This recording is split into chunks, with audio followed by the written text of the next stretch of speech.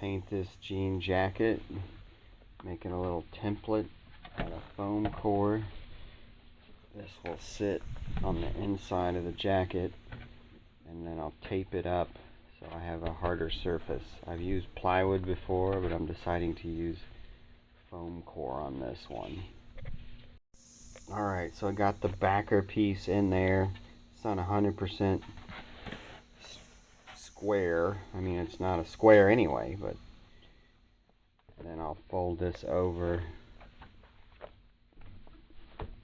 tape it up with some masking tape, so this will be kind of stretched out, similar to a canvas, but not overly stretched. So that's the next step. Okay, this is decent. I've got things kind of folded over and taped down. Hopefully it won't get too wrinkled. This is what the back of it, the part I'll be painting, looks like. Again, this is not totally square. I didn't want to, you don't want to stretch it too much. But that's kind of, now it's ready to prime. It's actually not ready to prime. Duh. I have to tape off all the edges. And you want to press down, do a couple layers of it. Make sure it's nice and pressed in to help prevent paint from spreading out. Okay, I got it all taped up. It's a little loose, which will be alright. Once I start priming it, it should tighten up. I put the masking tape around in the edges because I'm going to be using some spray paint, and that might be overkill, but don't want it to mist on the jacket. So now I'm going to prime it. Fabric primer would be best for this, but I don't have any, and there is no local store around here that isn't a gigantic evil corporation that sells it.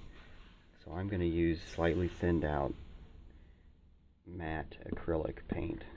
Alright, we're going to try Liquitex Basics. This is for basic white people, so it should work perfectly for me.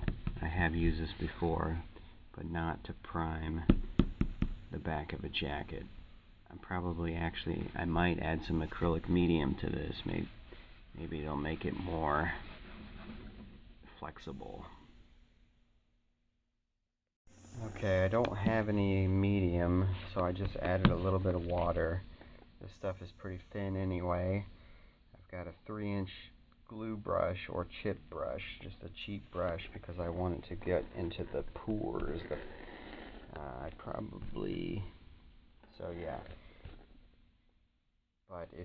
And I don't really care about brush strokes because it already has the fabric. I think I just noticed that maybe I'll go with this way and then go the opposite way, kind of like when you're mowing your yard.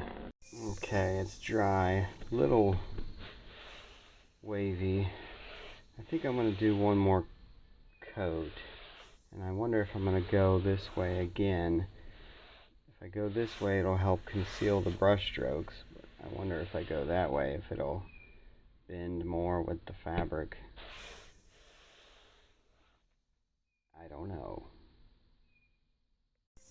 Okay, got the first coat on. I decided just to go up and down. Classic. None of that yard mowing stuff. This paint seemed to go on pretty easily. I do have a lot of ripples in it, but I think as it dries, most of those will come out. Pretty much dry. Feels pretty good. Most of those waves, wrinkles got out of there. So I'm just going to sketch in with a pencil my drawing. Now you can take a piece of tracing paper, trace over this, transfer that onto a piece of paper, sketch out what you want, trace it again, and then transfer it onto here with tracing paper. But I'm not going to do that. Alright, I've been using spray paint to kind of block things in. I'm going to go back in with paint markers. Alright, well, finished it up. Very happy with it. I just need to do a clear coat.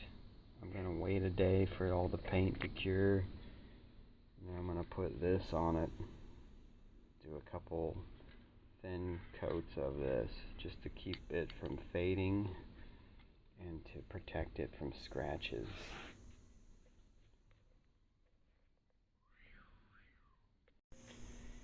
Alright, now I'm slowly pulling tape off. I want to be careful that I don't pull an edge or something.